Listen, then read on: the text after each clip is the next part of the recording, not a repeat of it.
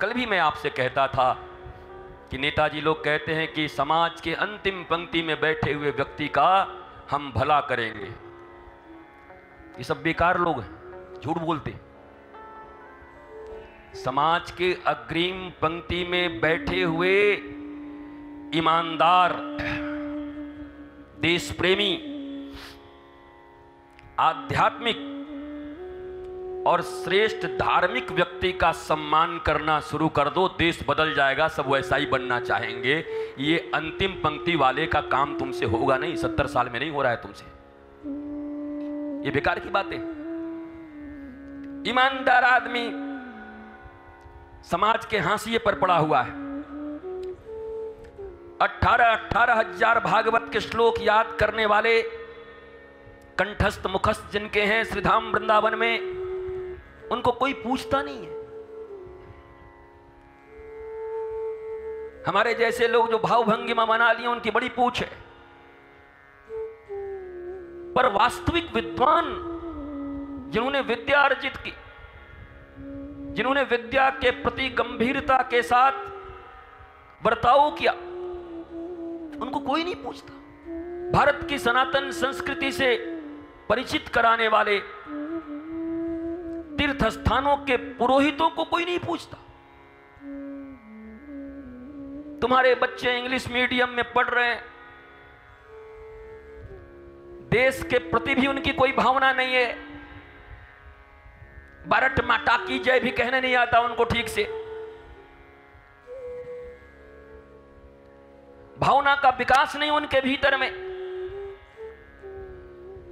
पर 25-25, 30-30 पीढ़ियों से जो पुरोहित, जो पंडित जी तुम्हारे प्रतीक चिन्हों, तुम्हारे देवताओं, तुम्हारे संस्कृति के विषय में तुम्ही लोगों को आने के बाद बताते हैं, उनको किस नजर से देखते हो?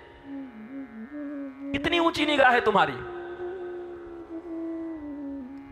कौन सम्मान कर रहा है उनका राष्ट्रीय परिप्रेक्ष्य में? भारत की संस्कृति बचाने के लिए कहां उनको सम्मानित किया जा रहा है? बिस्लेरी के बोतल फाड़ के सेमिनार करने वाले लोगों, सम्मान तुम्हारा है, योगदान कुछ नहीं, सम्मान तुम्हारा है।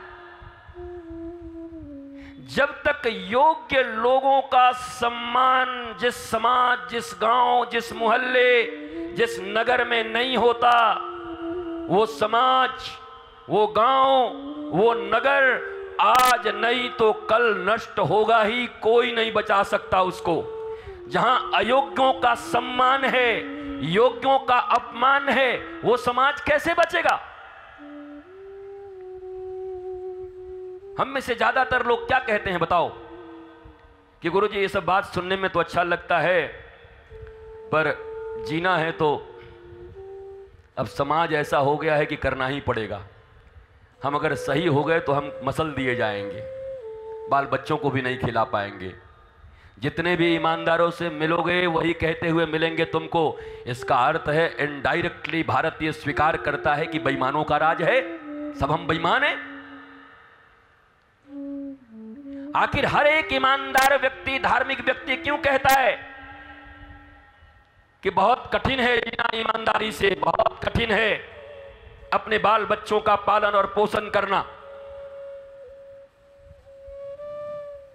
और आपको जब आप ही के सामने कोई बेईमान उठा हुआ दिखाई पड़ता है, रुपए पैसे के पहाड़ पे बैठा हुआ रहता है, तो आपके मन में क्षोभ होता है। यद्यपि होना नहीं चाहिए अगर सच्चे धार्मिक हो तो। Wait and watch. रावण सोने की लंका में था, हुआ क्या ये सबको पता है। थोड़ा थमो, सबरी हो तो सबरी की तरह रहो, धर्म के ऊपर रहो, मत घबराओ, मत चिल्लाओ। अगर श्री कृष्ण पर भरोसा कर लिया है, अगर दाऊ जी पर भरोसा हो गया है और पता है कि धर्म का ही विजय होता है। लोग कहते हैं भगवान के घर में देर है पर अंधेर नहीं, ये भी गड़बड़े। अगर भगवान के घर में देर है तो जल्दी कहां है? बोलो। अरे ईश्वर का ही दरबार ऐसा है और धर्म का दरबार ऐसा है जहां न देर है न अंधेर है, वहां पर प्रकाश है, उजाला है, आनंद है। थोड़ा धैर्य के साथ अपने मार्ग पर, पथ पर चलते तो रहो। मत बदलो इन बेईमानों को देखकर अपनी भावना को, चलते रहो।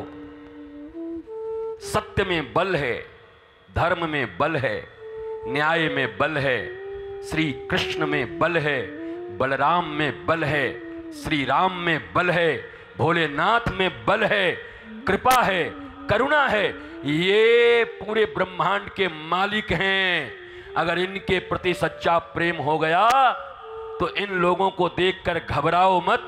इस दुनिया में सबसे श्रेष्ठ और ऊंचे स्थान पर तुम ही मिलोगे। बस तुम्हारा विश्वास पक्का होना चाहिए और मार्ग पक्का होना है। बदलो मत, नहीं बदल सकते। लोभ, लालच ये आएंगे, लेकिन ऐसे चट्टान की तरह खड़े रहो, हनुमान जी की तरह। हनुमान जी चले तो सबसे पहले मैनाक आ गया, चाचा उनका, सोने का पर्वत।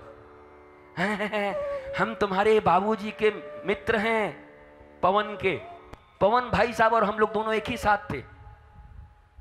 हाँ, यही बोलते हैं आजकल ना कि आपके पिताजी और हम दोनों एक ही साथ, भाई साहब के साथ हम थे, पवन भाई साहब के साथ। हाँ, फिर क्या हुआ? बोला अब जाना तो है ही, थोड़ा आराम कर लो।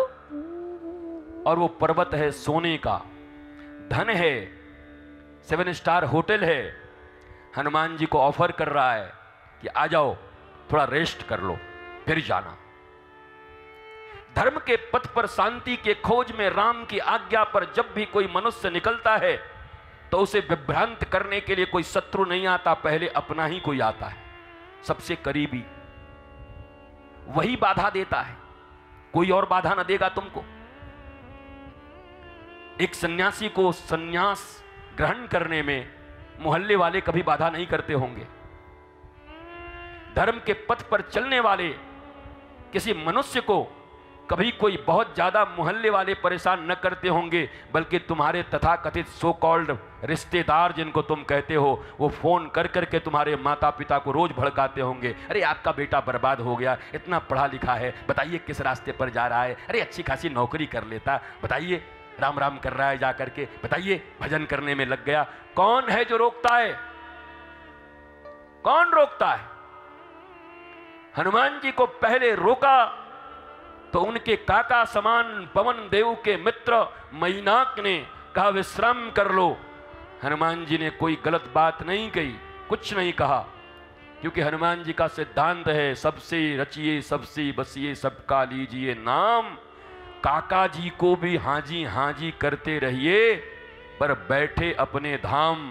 काम तो होगा श्री राम का, पर काका से भी लड़ाई नहीं करनी है, काका से भी लड़ाई नहीं करनी। काका जी को प्रणाम कर दिया और कह दिया कि जरूर आएंगे। स्पर्श किया, प्रणाम किया और कहा लौट के आएंगे तो जरूर विश्राम करेंगे। अभी तो राम काज कीन्हे बिना और मोहि कहां विश्राम। यद्यपि यह भी एक बड़ी बात है, क्या हनुमान जी राम जी का काम करने गए हैं या अपना काम करने गए हैं? यह भी एक प्रश्न है, आध्यात्मिक प्रश्न है। राम अगर परमात्मा है,